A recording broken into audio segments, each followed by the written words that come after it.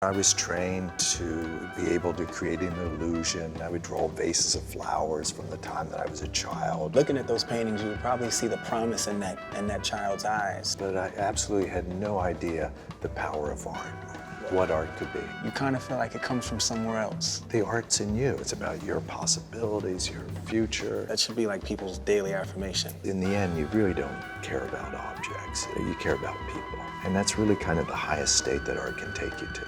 This guy. Oops. My hero, Jeff Koons, is the most successful American artist working today, whose sculpture Tulips sold in 2012 for the second highest price ever for the work of a living artist. His 40-foot-tall puppy, which displayed at Rockefeller Plaza in 2000, was deemed the public art event of the decade. His first full career retrospective is planned for next summer at the Whitney Museum in New York. Thank you for being here. A college classmate said that you were the best draftsman at school. Was drawing your first step with art? I started taking art lessons when I was about 7 years old. Mm-hmm. You know, I was trained to be able to create an illusion. I would draw vases of flowers from the time that I was a child, or barns out in the field in perspective. But I absolutely had no idea the power of art, what art could be. And when I was in high school, I'd always go to art class during like a study hall or any free times, and I would make things. But art was still something that I think I associated with anxiety because it was about performing, trying to kind of make something well. And it wasn't until this kind of understanding, the very beginning of art school, that art's this great connector to all the human disciplines so effortlessly. I mean, anything can connect you, but art so easily connects you to philosophy, sociology, you know, aesthetics, physics, just mathematics. Mathematics. Yeah. The idea to, in a way, be a little bit of a dilettante and be involved with all these areas of my life. I was thrilled. As a young artist, you replicated old master paintings. Did you still feel creative while you were doing that? My father was an interior decorator, and he had a furniture store. He would say, Jeff, you know, my one client would really love a painting like this Watteau. And, you know, would you want to make, you know, a copy of this? And it wasn't a copy that this is the Watteau. Sure. I signed these, Jeff Koons, et cetera. But I would paint these paintings for my dad. And it was fantastic because I developed kind of a sense of confidence. And my dad would put them in his showroom window. And it was really where I exhibited for the first time. Looking at those paintings, you would probably see the promise in that child's eyes and in that child's work. You know, they're your formative years, right? Formative, but you know, art's really about freedom and exercising your freedom.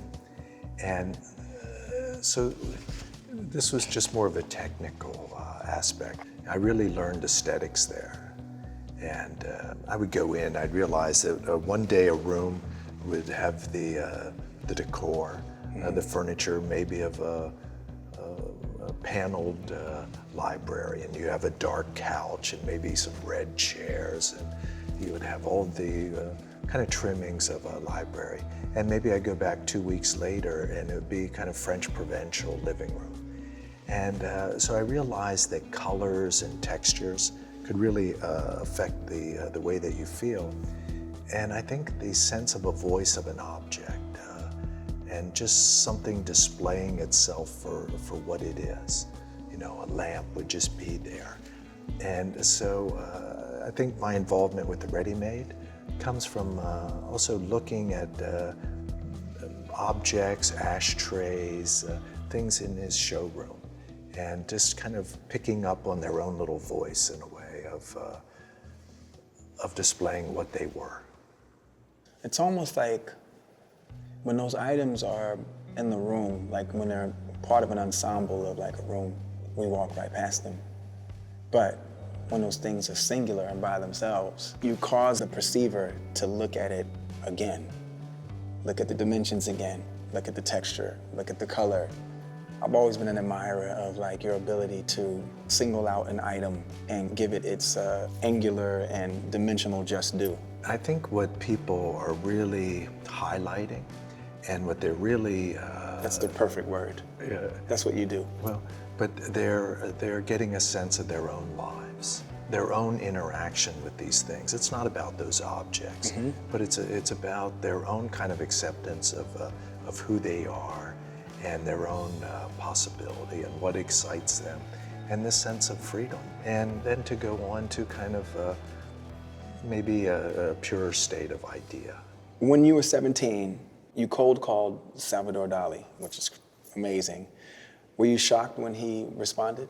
He was fantastic. He was very, very generous. And Pharrell, my mother saw an article in the newspaper that Dali spent half his time in New York, at least during the winter, at the St. Regis Hotel. So I called him up, and they put me through to him, and he answered the phone, and I told him I was a young artist. I would like to visit him. And he said, sure. And he invited me to go to the Knoedler Gallery. He had a show on at the time, and he had fantastic paintings. I remember when I was trying to photograph him, he's putting his mustache up and telling me that I can't hold this pose forever, kid. And he was playful, generous, and I just remember feeling like I would love to do this. I would love to be involved with art all the time, and I can participate. I can do this too. And it was through that type of generosity of just spending a couple minutes with a stranger. And I think that a lot of young artists, they believe they would like to participate, but not all the time do they really want to. Because if you really want to, you will. You just do it. If you want to be part of the dialogue, part of the fabric, you participate. That's what I always loved about the avant-garde, or the idea of the avant-garde. It was really that you could change your life, and it was about people interacting together. People like Dali and Basquiat. I always just wanted to be kind of part of this type of community that you can change your life, you can affect the lives of others. Yes, that's the most important thing for everyone to know, because we all have it. You just got to find it. In the 1970s, you moved to New York and you started selling your work. Like, what was that time like? Well, I finished art school, and so I was 21 when I went to Maryland Institute College of Art in Baltimore, and then I went to the School of the Art Institute in Chicago. And in Chicago, I loved the Chicago Imagist. So I spent my last year there. I loved Jim Nutt's work, and I befriended Ed Paschke, and I was his studio assistant. But I loved this work that was based in outsider art, surrealism. And so this was really an area that I learned to trust in myself and go inward. And then eventually I just wanted to connect with my generation. So coming to New York at 21 was really to sit down and just intermix with people of my own generation. You sit down, you have a lot of beers over and over again with people discussing what's important, what you kind of like to do with your life. And eventually things start to gel, and you start to take action, and you kind of start to get into a kind of metaphysical state. You focused on surrealist work in college, but have you abandoned that influence completely, or no? The first thing you have to do as an individual in life, whether you're an artist or just an individual, is learn how to trust in yourself. And surrealism was a vehicle that helped me learn how to trust in myself. Then automatically you want to go outward. Then you just start to look around you. So I think one of the reasons I've also worked with ready-made objects, they're kind of metaphors for people, because in the end you really don't care about objects. You care about people. And so you learn to trust in yourself, and then you learn to trust in others. And that's really kind of the highest state that art can take you to. So you're tapping into something. What is your way of doing that? I just recently discovered that some of Einstein's biggest and best papers were written when he was tapping in, and he called this process thought experiments. For him and for Da Vinci, they would put a candle at the foot of their bed and look at the shadow of the candlelight on the ceiling, and they would tap in. It's like Plato's cave. And, Plato's another one. Plato's another one. Yeah. Socrates is another one. I'm finding that everybody that I love and respect, they all tap in somehow. And then they're able to do it on call. Like someone says, okay, Jeff, make something. Yeah, you're gonna make something that's great. But in terms of the thing that blows your socks off, you kind of feel like it comes from somewhere else. I would say generally it's more of a process of things resonating. I mean, I'll just, oh, that's interesting. And then I'll start to think about that. And So it's a trigger for you. yeah, it's a trigger. I'll start thinking about then the kind of the acting on it. The exercising of freedom to me is really important, and it's, you know, kind of more absolute consciousness of what the capabilities of your life are, just unrestricted kind of freedom, of clarity of one's own possibilities of gesture. This is really where my art, I'm always seeking it to take me to the kind of the highest level of this type of freedom. So are you saying that you live in the subconscious, basically? And you're constantly in that space? Because if you do, I think I'm going to fall on the floor right now. No, but I would say that it's kind of shared. I'm always very, very open to archetypal things that are just presenting themselves as being relevant. And I trust in those things. And one of the things that I try to do is keep everything in play. Always to be accepting of everything and to make no judgments about anything. And no matter what it is, whether it's this glass, whether it's this book or that chair, that everything is perfect for what it is. And that there's no hierarchical type of judgments. And in leaving everything in play, everything's accessible. Everything is there to be used and to be incorporated. But when people start to make judgments, you start to limit your possibilities. You limit the connection that maybe that chair there could make with this glass. And instead of keeping everything open, everything going and in play. That should be like people's daily affirmation, what you just said. What differentiated your work from what was really popular in the 80s? Well, that's hard to say because there's a lot of, there's fantastic work being made all the time, and every artist has kind of a different voice in their work, and it all comes together as one. And I love everything.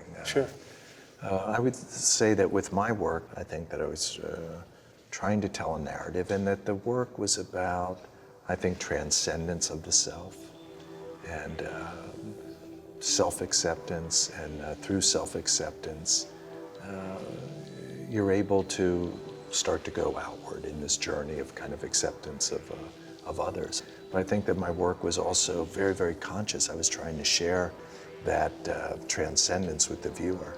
I believe very much in the beholder's share. And the beholder's share is that an artwork is completed in the viewer. The object is just some kind of transponder or something. Yeah, the reaction to the stimulation, And the art's in you. It's about your possibilities, your future. And so maybe my work was starting to have this conversation in a way that people could pick up on. It's just amazing that you see it that way, because art is totally reactionary. It's nothing but an object if it's not. And it starts through the sensations.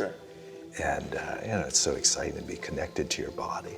But then you can go and stimulate the mind, and there's feeling there too.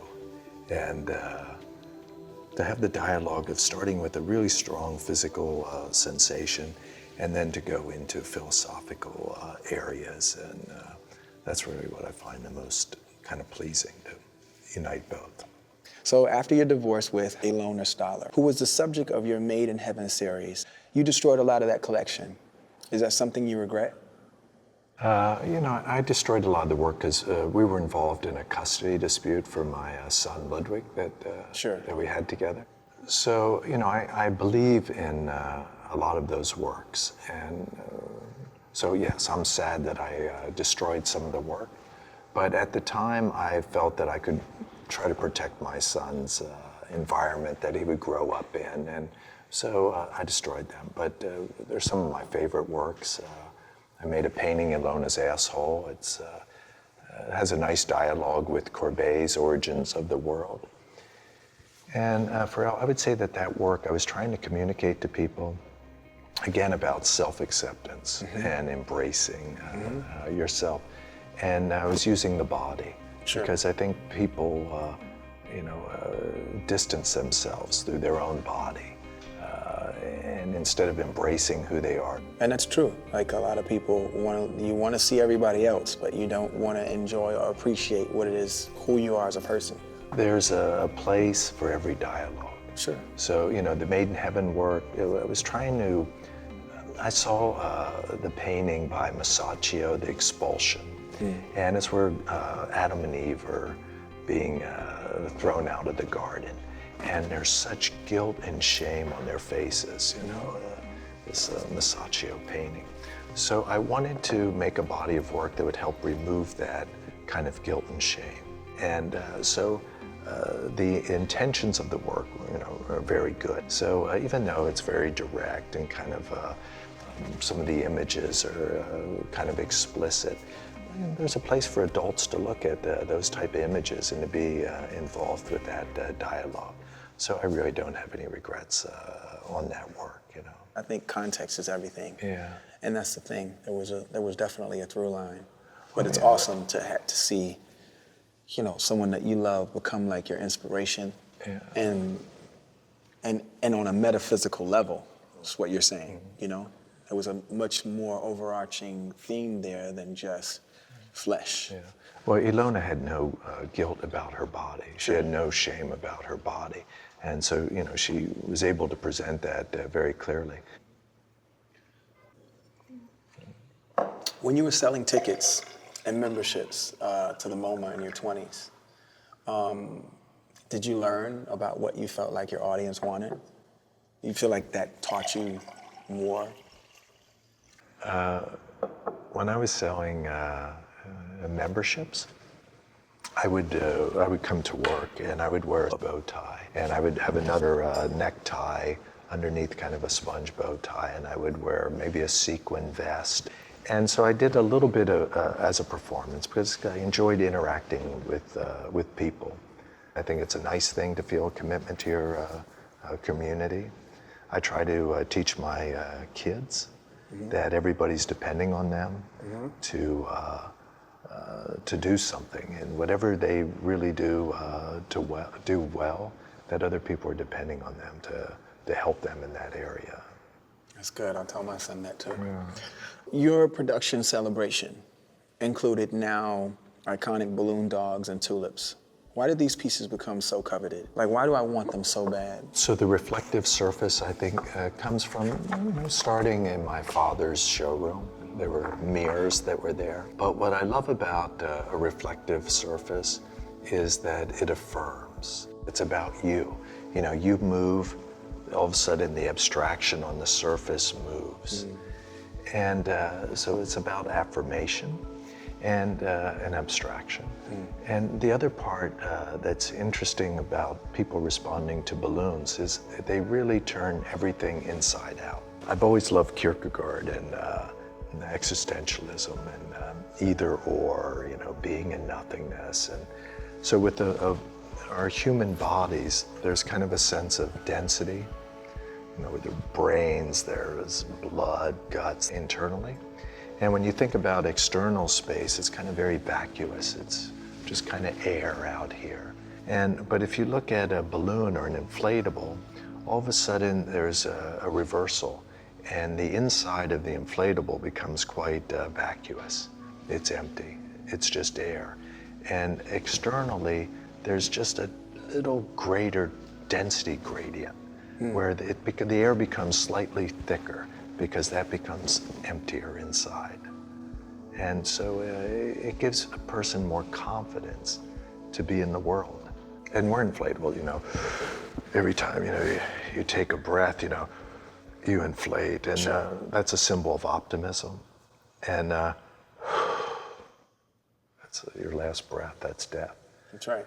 So, and these things are in this permanent state of, kind of a symbol of the eternal, of kind of defeating death.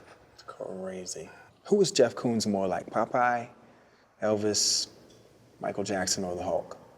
I'd have to say, looking at, my own hands right here, I'd have to say Popeye.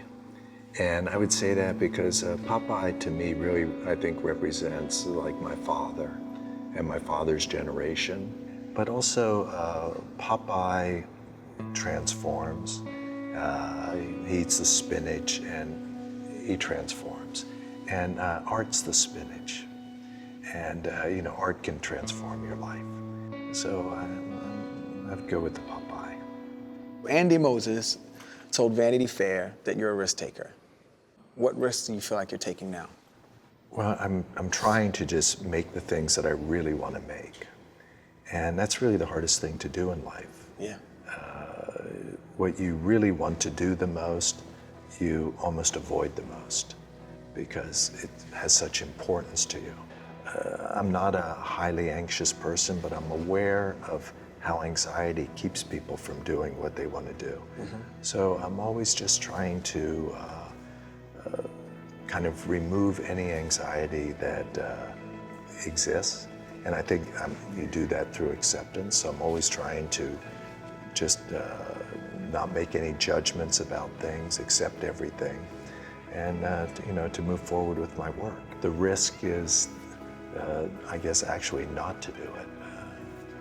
What would you say to a person who, 50, 60 years old, really good at what they were doing, but they're trying to find a way to sort of dial it down or, approach the sunset or ease their way out? Every great artist continues to make really great work. And so, if you look at Manet made great work right up to the end. If you look at Picasso, right up to the end, Cézanne. I agree. I mean, everybody who's really a good artist. So, if somebody wants to continue and they want to evolve as an artist, you can. The idea of an artist having a few good years in their 20s or 30s and then they fall off, that's for people that aren't really committed. That's right. And but if you're really committed, it's absolute continual growth in your life and expansion and possibility. What do you consider your finest work? I would have to, the family is very important. I would say my own being of understanding kind of a responsibility to humanity, to my community, Sure. And to try to be kind of the best human being that I can be. And in that, being an artist is part of that. And to try to live to my potential. So you'd say your finest work is your intention? Maybe not. I mean, I really believe in future and potential, but I would think that having a concept of my community, I feel is something that was handed down through my family, and I feel that maintaining that connection as valuable, very important aspect of my life. I have my limitations, Sure. but I deal with my limitations, but I want to be engaged, and I be in the dialogue. So, whenever I see you, I always pay you the highest compliment that I can, and I always watch you slightly cringe at it because it's not necessarily what you want to believe.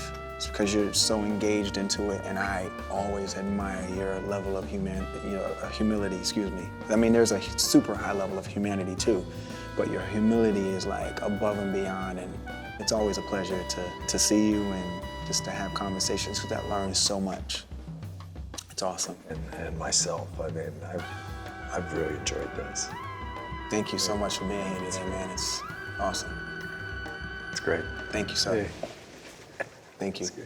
When I was trying to photograph him, he's, putting his mustache up and, telling me that, I can't hold this pose forever, kid, I'm finding that everybody that I love and respect, they all tap in somehow. And then they're able to do it on call. I made a painting, Ilona's Asshole. It has a nice dialogue with Courbet's Origins of the World. But I think that my work was also very, very conscious. I was trying to share that transcendence with the viewer. It's about you. You move, all of a sudden the abstraction on the surface moves. Who is Jeff Koons more like, Popeye Michael Jackson or the Hulk? I'd have to say Popeye, because Popeye transforms, he eats the spinach, and Art's the spinach. Pharrell Williams here. Hi, I'm Joy Bryant, I'm Eric Ripper, I'm Tom Colicchio. I'm Dr. Frank Lipman, the host of On the Table. the host of Across the Board. Host of Artist Talk. Host of Hooked Up. host of the show Be Well Week, Be Well Weekend on the Reserve Channel. It's only on Reserve. Did you know that you can follow my show on social media sites like Facebook? Follow us on Twitter. If you're a fan of my show, hit the like button. All of the above. Share me with your friends. Treat yourself. Check out a new episode of my show, Hooked Up. And if you want to leave comments, feedbacks, ideas, whatever, love to hear from you. Leave a comment. And if you don't want to miss the show, be sure to subscribe. The one that's like down here, or is it here? Somewhere down here. Thanks for watching the Reserve Channel. Only on YouTube. Throw caution to the wind and ask yourself what rules.